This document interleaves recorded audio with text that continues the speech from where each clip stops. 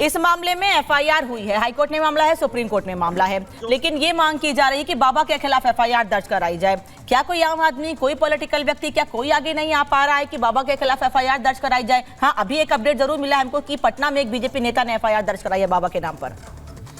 देखिए, अब क्योंकि भारतीय न्याय संहिता लागू हो गई तो जीरो एफआईआर कहीं से भी लागू हो सकती है। तो पटना में किसी ने कराया है तो बिल्कुल सही कराया और उनकी एफआईआर ट्रांसफर भी होगी यहाँ आके। देखिए, किसी आम आदमी को एफआईआर कराने की ज़रूरत ही नहीं, प्रशासन के पास ये अधिकार होता है। जो पहली एफआईआर हुई प्रशासन ने ही किया है, वो एफआईआर जो और अन्य लोगों के खिलाफ किया, तो प्रशासन खुद चाहे तो बाबा के खिलाफ एफआईआर, फिर मैंने गलत इस्तेमाल किया, उस दुष्ट आत्मा के खिलाफ जो है एफआईआर दर्ज करी जा सकती है और उसको एफआईआर दर्ज होनी ही चाहिए। क्योंकि ऐसे लोग जो अंधविश्वास को बढ़ावा दे रहे हैं, जो लोग ये कह रहे हैं कि मैं खुद परमात्मा हूँ, जो खुद को परमात्मा और परमात्मा कहलवा रहे हैं और उनकी धूल कह रहे हैं कि मेरी धूल लो और ये सब करो, तो इन ऐसे लोगों के खिलाफ एफआईआर, हालांकि बहुत कड़े कानून जो अंधविश्वास फैलाने के मामले में अभी भारत में नहीं है, ये भी एक चर्चा का विषय है कि एक कड़े कानून इस पर भी बनने चाहिए और ऐसे लोगों को बिल्कुल सबसे पहले एफआईआर में इनका नाम आप कह रहे हैं कि ऐसे बाबा जो कहते हैं मेरे चरणों की धूल लो, एपी सिंह अभी है नहीं यहाँ पर, वो बाबा का बचाव करते हुए आप बाबा के लिए जिन शब्दों का इस्तेमाल कर रहे हैं वो आप कर रहे हैं,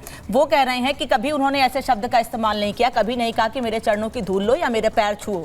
लोग अपने आप ही आते हैं, जबकि कुछ ऐसी चीजें सामने आई हैं, कुछ ऐसे बयान या कुछ ऐसे सबूत भी सामने आए हैं जिसमें बाबा ने कहा है लोगों से कि आपको जितने भी जीवन में कष्ट हैं आप मेरे चरणों की धूल लीजिए, अपने माथों पे लगाइए, आपके जीवन के कष्ट दूर हो जाएंगे। बिल्कुल, क्योंकि आप अगर कह रहे हैं कि मैं परमात्मा हूं और आप कह रहे हैं कि धूल लो, तो आप लोगों को बरगला रहे हैं, लोगों को गलत इन्फॉर्मेशन दे रहे हैं, लोगों को गलत जानकारी दे रहे हैं। और अगर मान लीजिए आपने नहीं कहा, एक पर्सन के लिए मैं मान लेता हूं कि आपने नहीं कहा, तो अगर कोई ऐसा कर रहा है तो आपके बुलावे पे आपको सुनने के लिए अगर इतनी भीड़ आई है, तो आप अगर इस बात को कहेंगे कि नहीं मुझे भगवान मत मानो, मेरे चरणों की धूल मत लो, जो प्रभु है, जो परमात्मा है, सिर्फ उसी की चरणों की धूल लेनी है, उसी को स्वीकार करना, उसी को नमस्कार करना, तो वो लोग भी मानेंगे उस बात को, क्योंकि आपको मानकर और आपको सुन के लोग आ रहे हैं तो आपकी बात मानेंगे। लेकिन ये इन लोग, जो मैंने कहा कि सेल्फ क्लेम जो इस तरीके के लोग हो गए हैं, इन लोगों की संख्या वाकई में, जो भाटी जी की बात का मैं इस बात में समर्थन, हालांकि भाटी जी के बहुत सारी बातों में समर्थन नहीं करूँ, लेकिन इस बात का जरूर मैं समर्थन करूंगा कि इस तरीके के सेल्फ क्लेम जो ये लोग हो गए, बहुत ढेर सारे हो गए हैं और इन पे कार्रवाई, सिर्फ इन पर ही नहीं, बहुत सारे लोगों पर कार्रवाई, ऐसे सेल्फ क्लेम लोगों पर रतेंद्र भाटिया कार्रवाई होनी चाहिए, लेकिन कार्रवाई हो नहीं रही है क्योंकि ये एक मामला सामने आया, यहाँ पर हादसा हो गया, इसलिए अब इस चर्चा का विषय बन गया है। लेकिन पता नहीं इतने कैसे ढोंगी बाबा कितने होंगे जो अभी पीछे होंगे या कहीं सत्संग कर रहे होंगे इस वक्त, लेकिन किसी को पता नहीं है। मैडम, मैं तो ये सोच रहा हूँ कि इस देश में सबसे आसान काम है बाबा बनना। बिल्कुल, मुझे भी रौंची बाबा बना दो, सबसे बढ़िया बिजनेस है ये, इससे अच्छा तो कोई व्यापार ही नहीं है। लोगों को अपने साथ जोड़ो, बेवकूफ बनाओ, उसके बाद उनकी भावनाओं से खेलो। ना इस देश में कोई कानून है इसको रोकने के लिए, ना कोई इस देश में कोई ऐसा संस्था है जो ये फैसला कर सके कि कौन बाबा सही है, कौन बाबा गलत है, किसको बाबा कहना है, किसको बाबा नहीं कहना है, कौन ढोंगी है, कौन नहीं ढोंगी है। जो खड़ा होता है वो 50 आदमी लेके स्टार्ट करता है, उसके बाद 500, 1000, 50,000 कितने आदमी उसके साथ, गरीब जनता है परखला जाती है। हर आदमी को दुख है इस देश में, हर आदमी को परेशानी है, परेशानी में आदमी किसी का सहारा, तिनके का सहारा तो फायदा उठाया जा रहा है, मान लेता है और उसी चीज का ये फायदा उठा रहे हैं। करोड़ों अरबों रुपए के महल खड़े कर लेते हैं अपने, कोई इनको देखने वाला नहीं। इनके लिए टैक्स फ्री है, इनके लिए सारी टैक्स की माफी है, जो दान में आता है वो माफी है। मैं तो कहता हूं जितने ऐसे इंस्टीट्यूशंस हैं इन पे टैक्स लगाना चाहिए, इनको इनकम टैक्स के दायरे में लाना चाहिए, इनको ईडी के दायरे में लाना चाहिए, तभी सख्ती होगी इन पे। लाइए इनको ईडी के दायरे में, लाइए इनकम टैक्स के दायरे में इनको। जो अरबों करोड़ों रुपया हमारे देश का, लोगों का चंदे के रूप में, सारा पैसा तो ये लोग आधे से ज्यादा तो बाबा खा रहे हैं। बाबा लोग खाइए, इनको रोकिए, जब रोकेंगे तो अपने आप सही का साफ वरुण पुरोहित, जिस दिन यह हादसा हुआ था, संसद में प्रधानमंत्री नरेंद्र मोदी ने भी कहा कि ये हादसा चिंता का विषय है। ये जो हादसा हुआ है मृतकों के परिवारों के साथ है, हम जो लोग घायल हुए हैं उनसे लगातार बातचीत की जा रही है। ऐसी बातें ना करके केवल राजनीतिक बयान देना, प्रशासन से सवाल पूछ रहे हैं, मैं बार बार कह रही हूँ ठीक है, लेकिन राजनीतिक बयान देना और बिना बाबा का नाम लिए राजनीतिक बयान देना कि भाई उन्होंने गिरफ्तारी कर ली, फलाने की गिरफ्तारी तो गलत हो गया, वहां पर जाकर पूछताछ कर ली तो गलत हो गया। ये बाबा का नाम लेने से क्यों बच रही हैं पार्टियां, या आप लोग क्यों बच रहे हैं बाबा का नाम लेने से?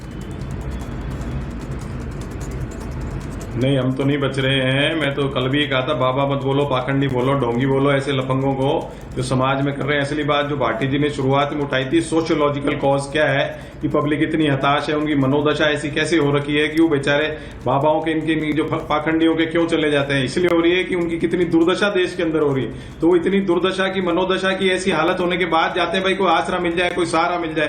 तो ऐसी वो जो क्रॉस सेक्शन ऑफ सोसाइटी है बहुत बड़ा है, उनकी मनोदशा ऐसे क्यों हो रही है? इसलिए हो रही है कि जो सरकारें हैं, प्रशासन है, वो सारा पूंजीवाद में, लूट खसोट में लगा हुआ है। आम आदमी की समस्याओं पर उनका ध्यान नहीं है। नहीं, फिर गिरिराज सिंह क्यों कह रहे हैं, फिर गिरिराज सिंह क्यों कह रहे हैं कि विपक्ष के नेता प्रतिपक्ष लोकसभा में पॉलिटिकल टूरिज्म पे गए थे? वो पश्चिम बंगाल में महिलाओं के साथ अपराध होता है तो नहीं जाते हैं, तमिलनाडु में बीएसपी के अध्यक्ष की हत्या हो जाती है तो नहीं जाते हैं, लेकिन हाथरस चले गए हैं वो। और पहली बार नहीं, इसके पहले भी गए हैं ऐसे मामलों में। लेकिन जहां उनकी पार्टी की सरकार है या फिर उनके गठबंधन की सरकार है, वहां पर नहीं जाते हैं वो।